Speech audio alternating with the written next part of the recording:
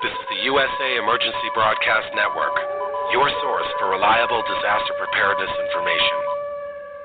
The views and opinions expressed on this program are not necessarily the views of this station, its management, sponsors, or other hosts. If you have any comments or suggestions about this program, please contact us at radio@usaebn.org. That's radio@usaebn.org. Welcome to the Zeta Report here on USA Emergency Broadcasting Network. We are live here, joined by NancyLieder from ZetaTalk.com. Nancy, are you there? I am here. I'm looking forward. This is going to be fun. Fire above and fire below. Let me quickly read our disclaimer. In partnership with USAEBN, Zeta Talk and the Zeta Report will be discussing the challenges of living on a planet beset with change, rising seas, increasing earthquakes and volcanic activity, weather gone wild, and the worry of what to do in a worst-case scenario. We will inject Zeta Talk prophecy on what is coming next and advice on readiness plans and safe locations. Whenever Zeta Talk is quoted, please remember that prophecy is not fact. It is opinion. It only becomes fact when it happens. The Zetas are remarkably accurate but have been wrong on occasion, so please bear that in mind. For more information on this subject, visit ZetaTalk.com or the Zeta Report on YouTube. Any questions from the chat or issues raised in the chat will be addressed toward the end of the hour after the main feature has been presented. A book titled Fire Above, Fire Below is about a dying dragon beneath a city, his hot breath causing magma to rise, setting the city on fire. I quote briefly from the short story. The bubbling tarmac on the lower level of the car park below the office block was the first sign, but no one noticed it because there was no one parked there at midnight on a Friday night. The second sign was smoke curling and twisting through the expansion joints of the concrete pillars. No one noticed this either because the car park attendant was 4 levels up and fast asleep in his booth.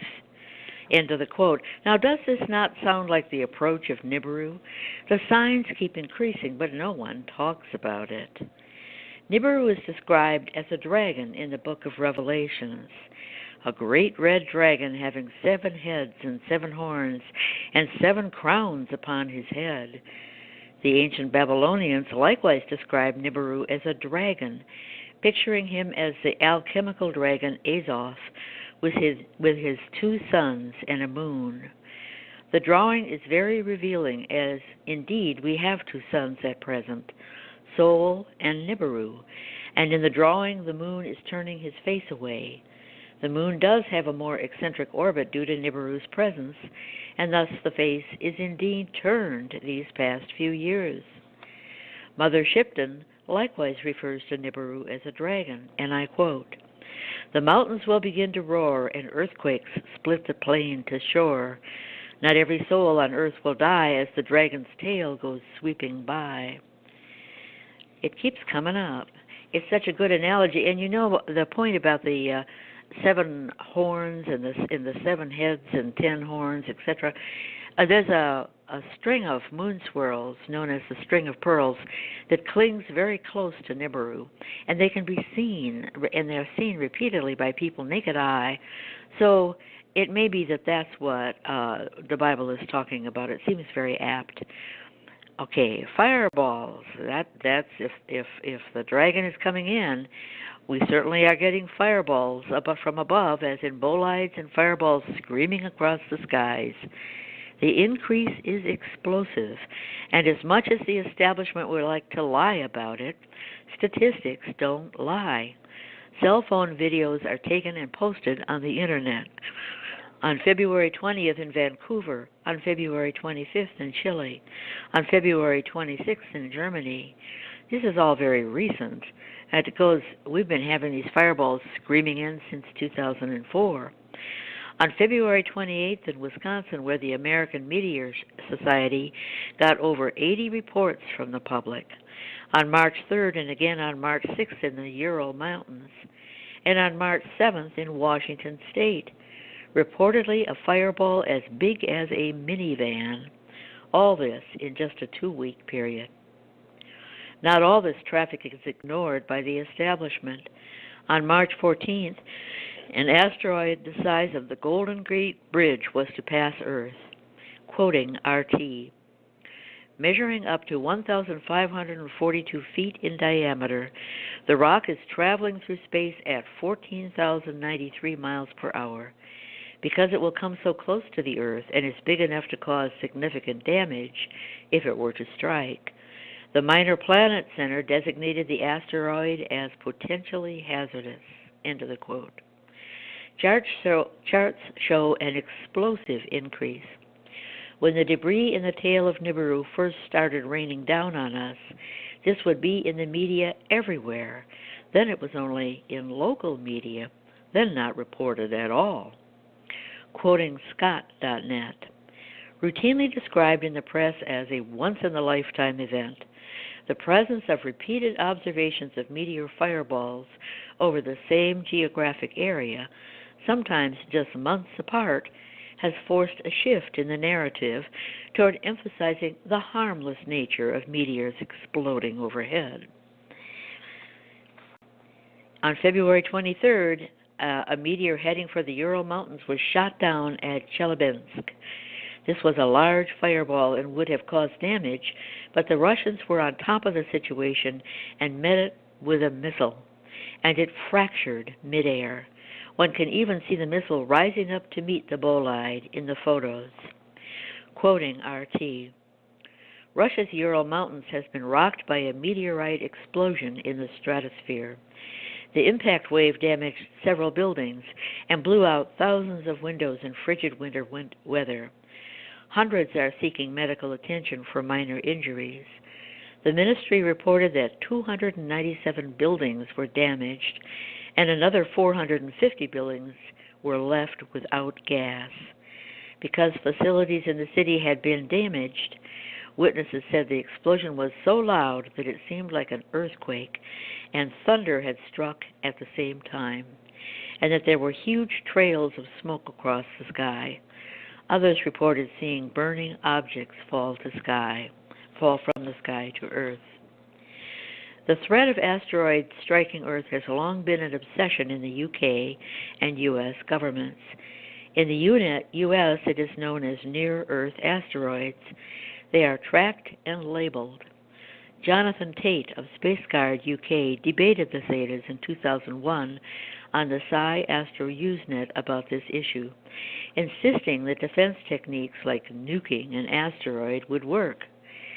Does this sound like the movie Deep Impact? Per the Zetas, given that space is free of gravity draws, a nuke on the surface of an asteroid would only push it to the side, and then it would rebound. Then the asteroid would recover its trajectory, heading toward the nearest gravity draw, i.e. Earth. So other than go underground into caves and bunkers then, which are likely to collapse during the pole shift, what to do? The practical Zetas have come up with some excellent advice. Stand against a cliff or rock outcropping, as debris will sling in at an angle and either go overhead or hit the cliff and bounce away. It will not drop straight down onto your head. Fire from above can also occur if one is close to a volcano, as history reports blankets of fire falling during the hour of the pole shift. This is a product of greasy elements in the tail of Nibiru and the heat from the volcano. Ipuwer, written by the Egyptians, closely matches the book of Exodus in the Bible. Quoting the Egyptian papyrus Ipuwer, gates, columns, and walls are consumed by fire. The sky is in confusion. The Kolbrin, based on Egyptian records, also records a strange flowing fire. I quote from the Kolbrin, "In the glow of the destroyer, the earth is filled with redness. The face of the land was battered and devastated by the hail of stones, which smashed down all that stood in the path of the torrent. They swept down in hot showers, and strange flowing fire ran along the ground in their wake." Volcanoes run along the west coast of the Americas, and Central America is rift with them. Thus, these stories of a blanket of fire dropping from the sky were recorded there also. Popol Vuh, the sacred book of the Mayan, states, people were drowned in a sticky substance raining from the sky, and then there was a great din of fire above their heads. Velikovsky has an explanation for why such a blanket of fire formed during a pole shift hour, when this does not happen today. For the Zetas, two factors are involved. The greasy tail of Nibiru is thick at that time, wafting over the earth. And second, the hurricane-force winds have stripped away some of the atmosphere. Thus, oxygen at the higher altitudes is missing. Thus, the fire occurs close to the ground. Quoting Velikovsky in his book, Worlds in Collision. The tails of comets are composed mainly of carbon and hydrogen gases. Lacking oxygen, they do not burn in flight, but the inflammable gases passing through an atmosphere containing oxygen will be set on fire, binding all the oxygen available at the moment. The descent of a sticky fluid which came earthward and blazed with heavy smoke is recalled in the oral and written traditions of the inhabitants of both hemispheres. Just recently, in March, the monster Persona of Nibiru was captured on film in great detail by Alberto, the venerable Nibiru photographer in Italy, who has been at this for almost 20 years. A monster persona is not the real size of the planet, but caused by light rays that go out into space in all directions and then bend back toward a gravity sink. This makes the object look larger than it is, and we know how easily light bends. Just step into some water and look at your feet, and they seem to be disconnected from your knee. If the FAA cam is pointing toward the west at dusk, then the dark twin has been captured in the past as a monster. So this is nothing new. But what is new is that as the sun goes down, the FAA weather cams are capturing now both Nibiru and the dark twin in tandem. Features on the dark twin are now visible, including a massive crater. Nibiru's features show cloud cover, but the dark twin has no atmosphere as it has no water. A looming Venus has also been captured in the past, but is now showing up more often as a monster persona. In some captures, one can even see the lumps in the cloud cover over the volcanoes of Venus. These lumps match the photos taken as a heat signature by man's satellite. Thus, all of these planets can be identified by their features. They are coming closer, being pushed there as Nibiru moves outbound from the sun, coming toward the Earth, and crowding Venus, the Earth, and the dark twin closer together in what is called by the Zetas the cup. In other words, if you stick a stick in the middle of a river, you will notice that the rushing water from the river will flow around it, and there will be a spot in front of the stick where pebbles and nuts and whatever are captured and can't get away because the water keeps rushing and curling back and curling back. That's what's going on around Nibiru. The solar wind comes around Nibiru. It creates an eddy flow right in front of Nibiru, and that includes the Earth, the dark twin, and the Venus, and we're all these little twigs and nuts floating in the eddy flow. So we're being crowded together, and we might have some drama soon, which the Zetas have predicted, certainly for the last weeks. But if we're getting the monster personas and they're looming closer, what next? Fire below is certainly part of the dragon's approach. Volcanoes have been erupting around the globe at an exponential rate. The increase between 2012 and 2017 is dramatic, as maps of active volcanoes during both these times show. Is this hitting the evening news? A single eruption someplace may make the news, but per the Zetas, the establishment avoids the obvious by making everything just a local event. No connecting the dots. And erupting volcanoes does not fit into the global warming lie. They are not erupting because the air is a degree or two warmer. They are erupting because of Nibiru. The increase in volcanic activity has several reasons, one of which is plate movement. The 7 of 10 plate movement that the Zetas long predicted and has been occurring steadily since 2010.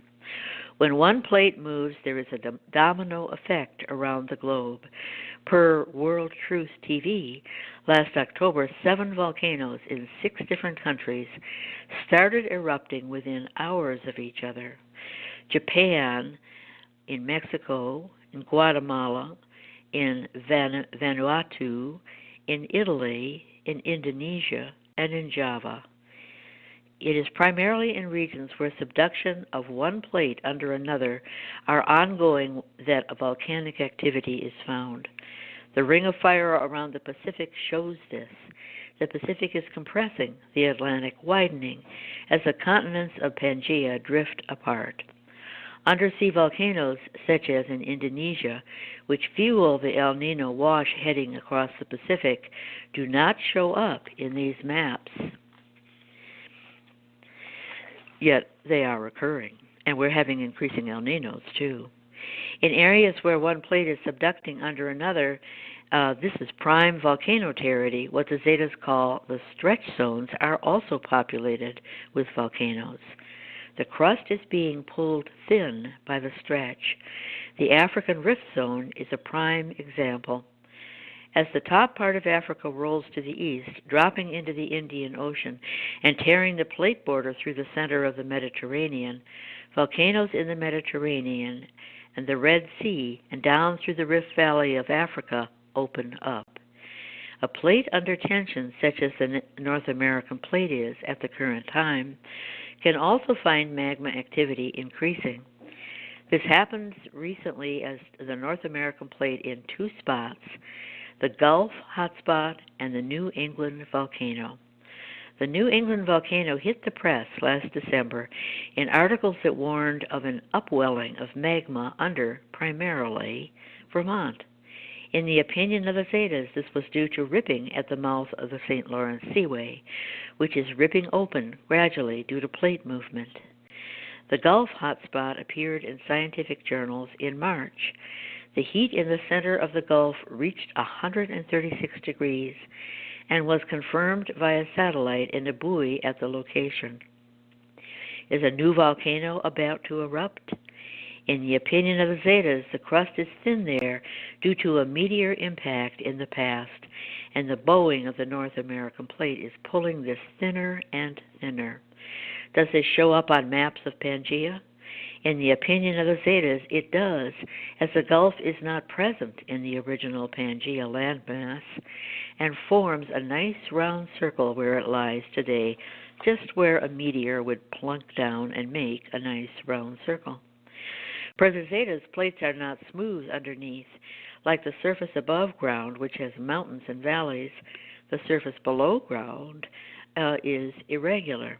Thus, magma swirls about, choosing the path of least resistance, moving faster through ravines and being blocked by mountains in a similar manner to the atmosphere above ground.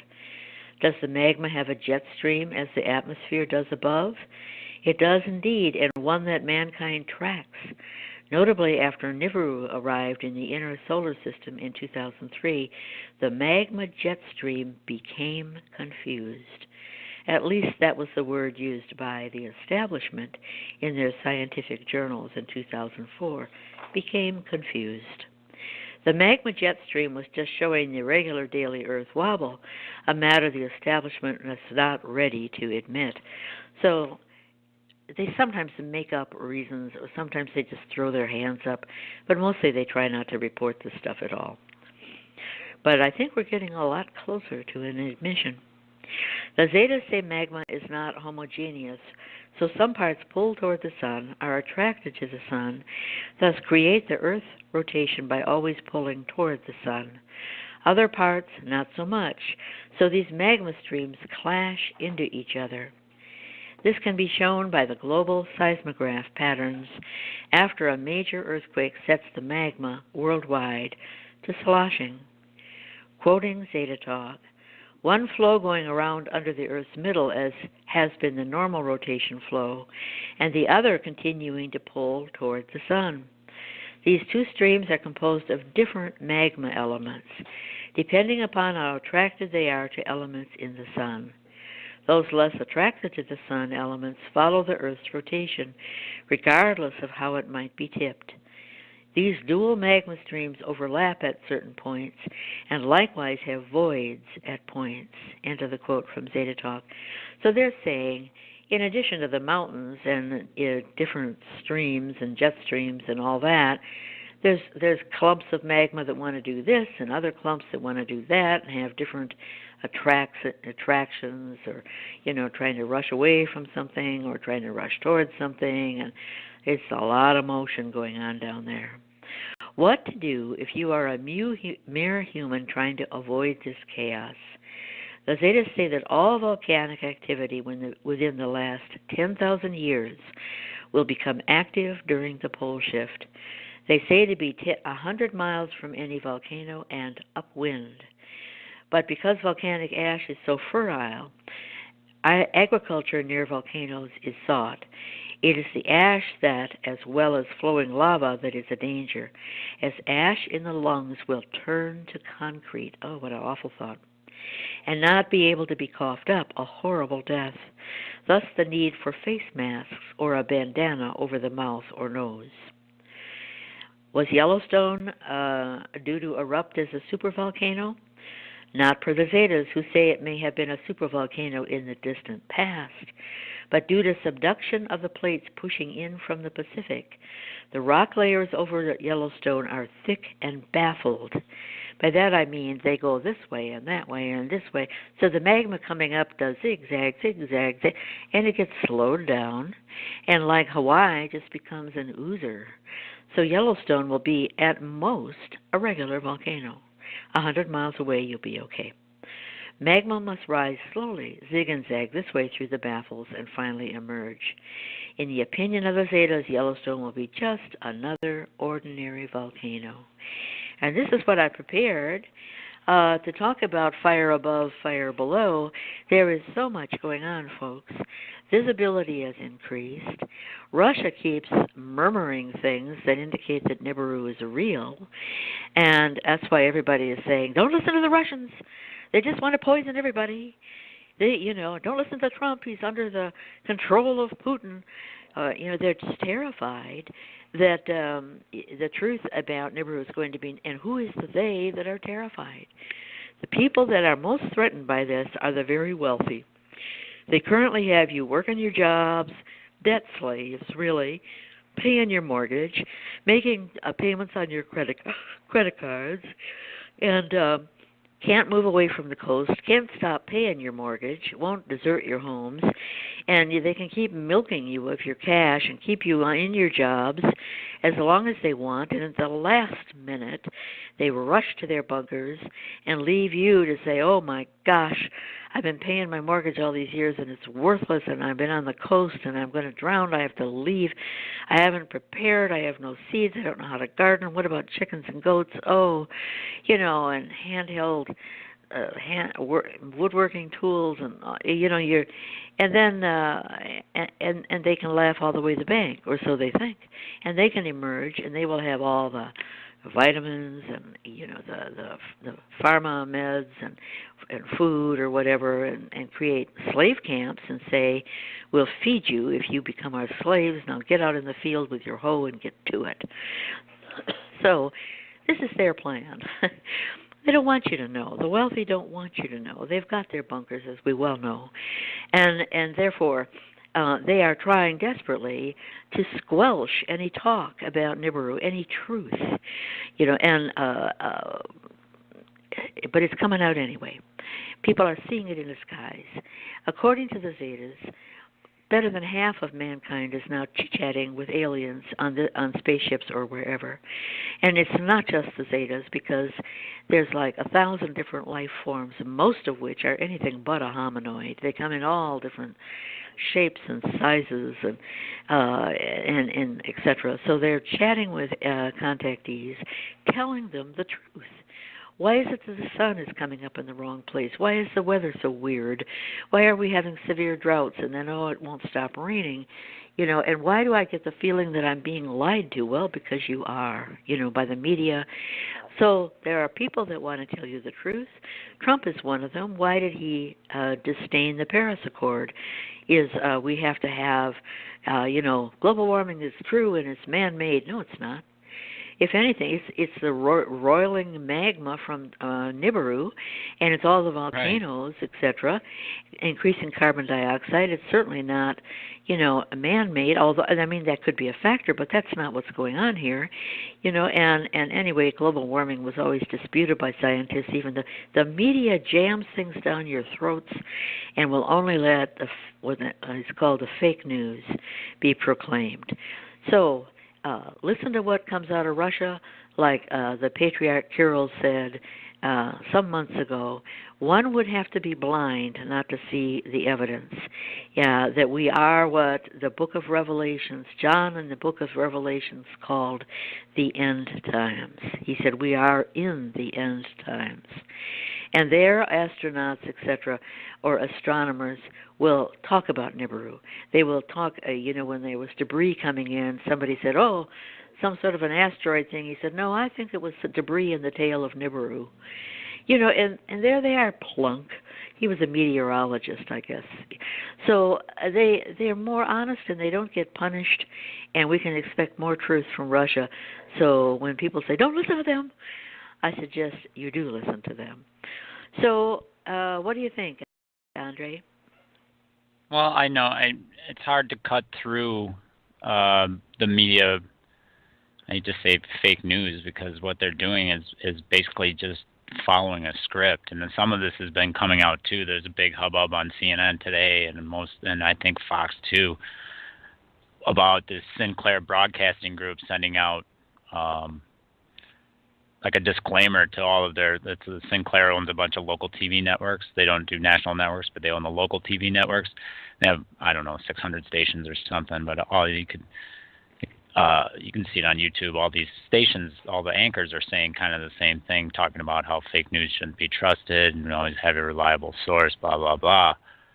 At the end of the day, it's up to the viewer. That's you out there, the listener to this show, is a little bit more awakened, closer to the truth than most of the folks out there. But when you see some of this stuff come out, it's just like the global warming thing. I can understand, because that was pushed on such a large agenda by media, rock stars and movie stars and that sort of thing. But when you get down to when you think about the actual physics of it, the oceans are heating up. The water of the planet is heating up faster than the air. Mm-hmm. And that's why you have varying places on the Earth where some of the ice caps are melting and some are gaining ice, and that proves the wobble as well, but or is more evidence for the wobble, I should say. It doesn't directly prove it, but we've got a lot of evidence out there. And then the scientists will. All these volcanoes are going off because there's an uptick in earthquakes because the Earth is is slowing down. What? Yeah. What? When did that start? Last year you figured this out? Yeah. The excuses are just laughable. Is what? Yeah. So what they hope is that the common man who's rushing back and working two jobs probably to make ends meet glances at some headline and says, and doesn't think any further because some scientist said it, that type of thing. But the excuses are ridiculous, and we have an earth wobble because Antarctica has more ice than the Arctic, which melted, so it's like a top going. Oh, come on! It's insignificant, differences, but they make things up, And then they worried about all the red dust coming in from Nibiru, which it does. There was some orange snow over there in Sochi and Ukraine and in that area, and the people that were up there skiing, taking pictures, and it was all orange, up in the mountain caps. And they did an analysis. They said the iron content was 4 times what it should have been. There you go. And that whatever fell on the snow was greasy and foul smelling. Well, that's the tale of Nibiru, and the reason, and the Zeta said long ago, petroleum-based iron oxide. Right, petroleum-based iron oxide dust falling from the sky. Okay. Yeah. Right. Okay. Yeah. So NASA a few months ago blew some missiles up over the Atlantic from Cape Canaveral or wherever, and it was puffing out red dust, and some of it was green blue dust, and they said, we want this to go up high in the ionosphere so that we can track the jet stream up there. So if you see red dust up there anywhere, it's from our missiles, it's from our tests. And they must stay awake at night trying to figure out what to do to fool the public. Chemtrailing? Oh, Lord. That's what this is all about. Is to smear the skies so you can't see Nibiru, when it might be optimum at dawn or dusk or wherever. And the wealthy are doing this. It's not the U.S. government. Their wealthy is frantic about this. So, Nancy, you're up early enough around your parts to see the sunrise quite often, right? Or pretty close to there. Yes. Have you noticed recently, chemtrails is not a conspiracy theory anymore. Harvard came out with a study. NASA says they're doing it. They're trying to geoengineer the Earth to prevent global warming. That's a bunch of hooey, all right? That's a bunch of BS. Because if you look at what's going on with the let's call it the spraying, so not to use chemtrails, which has been stolen back by the other side. So geoengineering or spraying, whatever they're doing in the sky to cover up, it looks like. Have you noticed in the morning there's an X or a light high concentration at the 7 to 8 o'clock position offset on the sunrise, and then on the downward slope, the sunset, there's more heavy spraying to the right of the sun, to the lower right at the 4 to 5 o'clock position? It's like, that's what I tell people who don't even believe anything. I'm like, look at a heavy spray day. Look at over there. And they're like, oh, no, that's just... I'm like, okay, that's not normal air traffic. First of all, the airplanes are way too close together and they're crossing. And no, FAA doesn't put up with that. Secondly, that's that X in the sky. That's where you should look. That's where you should be looking on a daily basis, because sometimes they forget to put spraying up there. Or sometimes somebody catches on an FAA webcam, or Alberto catches some awesome stuff. Yeah. Chances are that's something you're seeing in Madison, and I'm up here 40 miles north. Yeah. So but frankly, we've had so much winter cloud cover, and I don't go out and watch the sunrise, but I have no reason to doubt you. Yeah, that's what they're trying to do. Anything they can, to float out fake excuse. But it's not going to work. And what's going to happen when people say, "Wait a minute, Nibiru is real"? Oh, good Lord! Now what? Yeah. And then they're terrified. Well, the anger. They're afraid. Yeah, they're afraid that demands are going to be made. People will stop paying their bills, etc. They're going to demand to know who was responsible for the cover-up, what the government is going to do to help them, if they have to move away from the coastlines or whatever. They're going to have various people, quote-unquote, experts that are going to come forward and say, now, this is what I'm telling you. Yes, it's real, but don't worry. You don't have to leave your homes. And, well, who are you and where were you in the past telling us? They're going to tell us, they're going to try to shush anything that's a valid voice, like Zeta talk is a valid voice, accuracy track record. They're going to give you people that are going to claim, that they should be listened to for no reason, just because they say so. So you'll have to be very discerning. Then there are opportunists that are going to emerge, and they're going to say, I have some safe land here. I can set aside an acre. If you send me, empty your 401k and send it to me. That type of thing. And if you ever do go up to claim your acre, you'll find that it's swampland or there's nothing there, or 25 other people have been sold the same acre.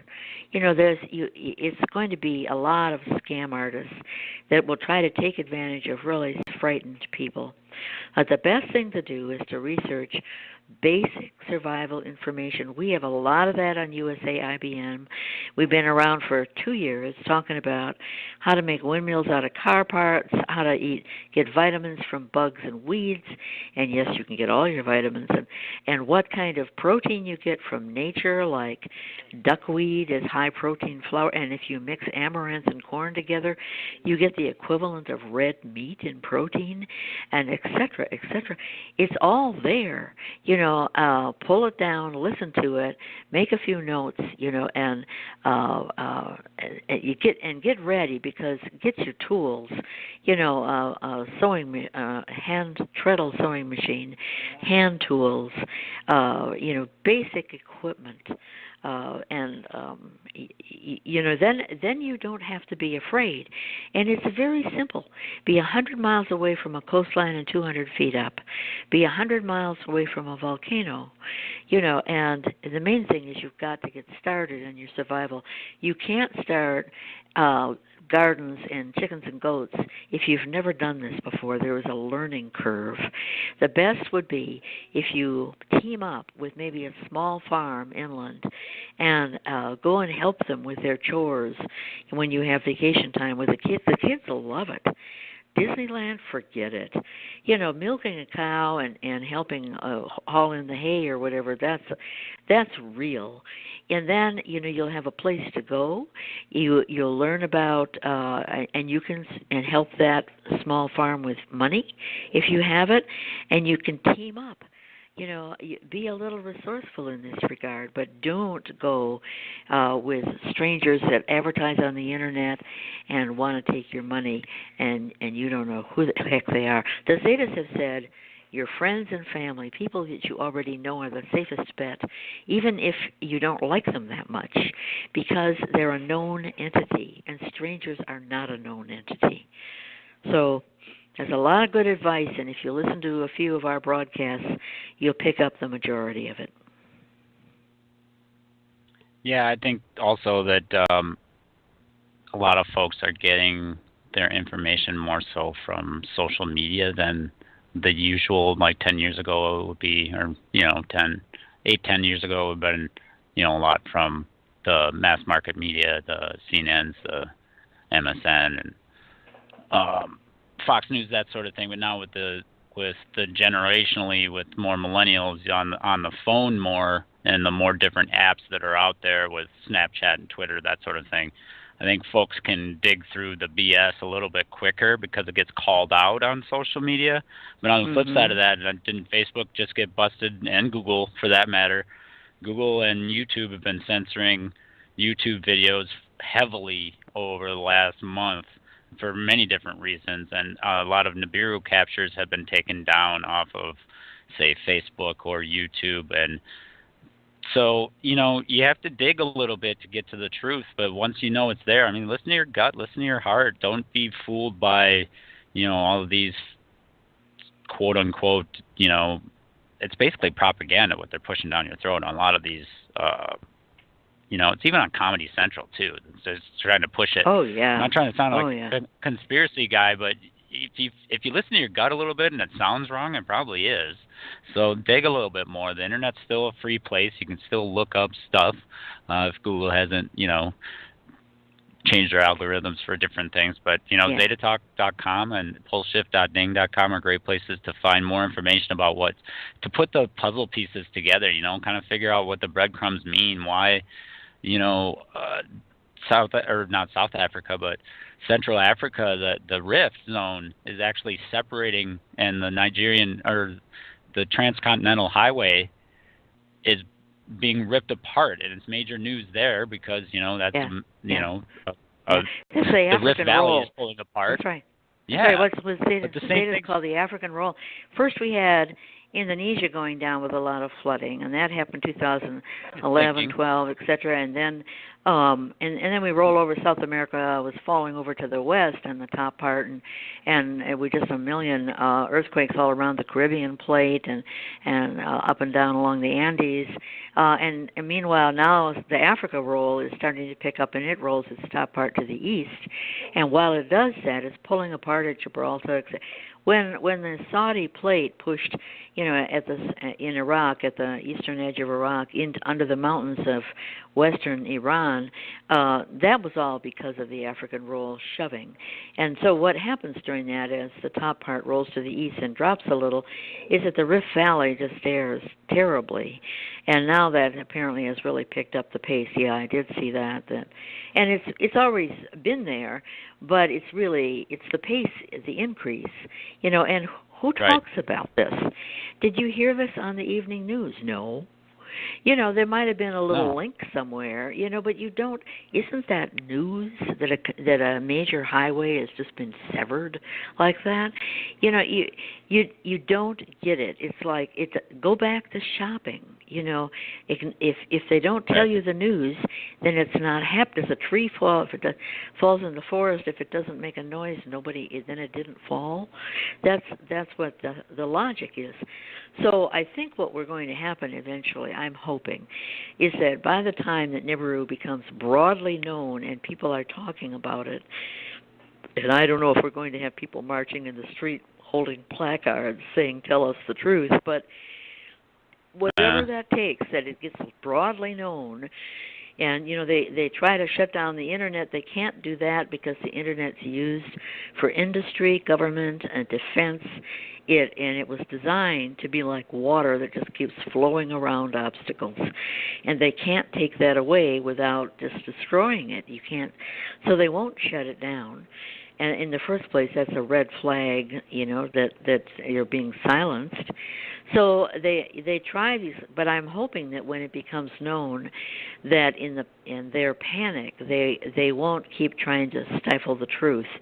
They will forget about it because it's too late.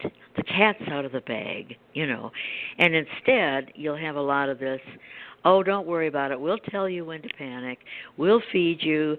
We'll give you a place to stay. Just come to our slave camp number 2, and we'll put, put a chip in you and give you a hoe, and you'll be okay." And we'll shift to that. That's what I'm thinking, But a lot of martial law will be instituted worldwide.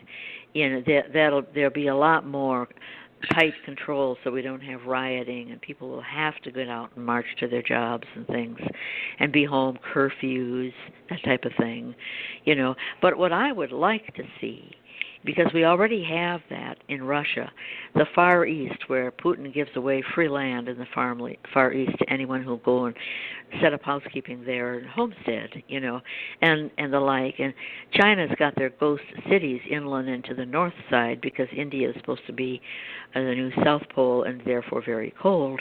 They're getting set up to move their people, and they already are. Putin already is, So what I would like to see is something, before we have the New Madrid rip and we have all those cities up and down the Mississippi, in tatters and people homeless, having to be moved maybe to Nebraska, and set up in barracks and told, "Here's your goats and chickens, and pick up a hoe and go," form a community that way. Well, that would be all right, and I assume that this kind of thing is already being planned, but I don't know.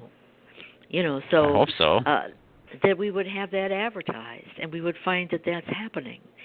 And just like with Hurricane Harvey, when it hit Houston, the number of people that came out to help their neighbors, or even not their neighbors, just anybody, it was just a wonderful outpouring of help and affection. I was stunned. Houston was the last place I thought they would come from, compared to Florida, when they had their hurricanes, it was like rioting and grab what you can. Yeah, good luck. Or Puerto Rico, where they sat there with their hands out saying, "Where's mine? Give me more." So Houston is a wonderful example of service to other community efforts. So I'm looking forward to all. We don't know. But it's a transformative period where as much bad stuff comes out, more than that, and good stuff comes out, more than that. And the good stuff wins in the end. Love prevails and expands.